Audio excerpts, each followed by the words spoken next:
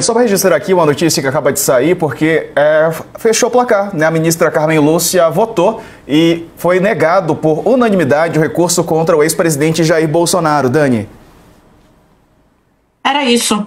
Que fechou a unanimidade, não precisou de 24 horas. Então, a primeira turma, como eu disse, né? A ministra Carmen Lúcia, que era o voto que faltava, durante o julgamento de cada um dos réus, ela deixou muito explícita a percepção dela de que não cabia dúvida sobre a participação de cada um e sobre a efetividade, sobre a efetiva existência, de uma trama golpista. Então não havia muito espaço para que ela desse um cavalo de pau agora, né? A ministra Carmen Lúcia é uma ministra muito consistente com os próprios votos, ela tem sempre a própria jurisprudência em mente. Quando muda de posição, muda registrando porque se rende a uma maioria já formada que está em contrária à posição dela, o que não foi esse caso. Formou-se a unanimidade, não precisou de 7 horas para que os recursos fossem todos rejeitados pela primeira turma do Supremo Tribunal Federal. E eu queria destacar a participação do ministro Luiz Edson Fachin nesse desfecho.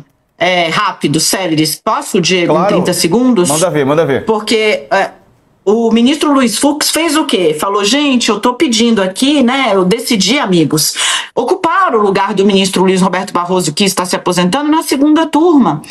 Mas eu estou à disposição para vir julgar todos os recursos aqui e participar do julgamento já pautados na primeira turma. Então, ministro Flávio Dino, né, que havia assumido a presidência da primeira turma no lugar de Cristiano Zanin, eu estou à disposição, é só me chamar que eu venho. Como o Flávio Dino saiu dizendo, olha, eu não me sinto à vontade de despachar uma questão que envolve uma outra turma, então, portanto, fica aqui a cargo do presidente do Supremo Tribunal Federal dizer se Vossa Excelência pode inovar participando de julgamentos em 2 turmas. E o Luiz Edson Fachin falou, nananina não, fica já só então na segunda turma e deixa a primeira turma correr. E assim que o Fux anunciou que estava saindo e propôs aí essa artimanha, né, de ficar nas 2 turmas ao mesmo tempo, eu escrevi, com ou sem Fux, o cronograma vai ser mantido. E o fato do ministro Luiz Edson Fachin ter falado, não, sem inovação aqui, pediu a transferência, vai para a turma, garante que a gente não tenha que esperar até o dia 14.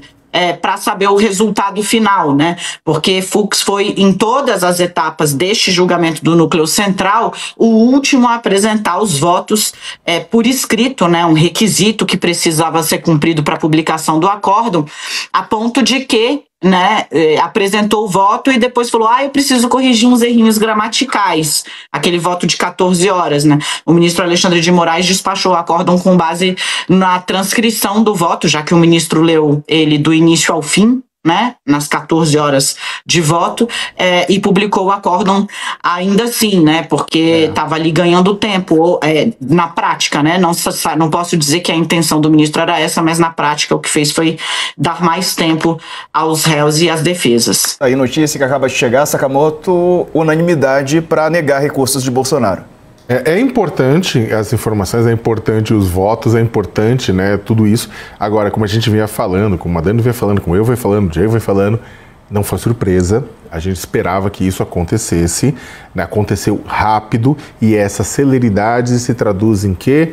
Na abertura mais rápida da porta, da papuda, da carceragem da Polícia Federal, talvez de um quartel ou da própria casa do Bolsonaro, para que ele cumpra a sua pena hoje, em 27 anos e 3 meses, por tentativa de golpe de Estado, dissolução violenta do Estado Democrático de Direito, organização criminosa armada, ou seja, é uma questão de tempo. Então, tic-tac, o relógio está correndo agora, ao contrário, contra o ex-presidente Jair Bolsonaro, para ele poder começar a cumprir a pena ou fugir. Né? Como eu falei aqui, por mais difícil que seja, nunca se sabe, o brasileiro é extremamente criativo.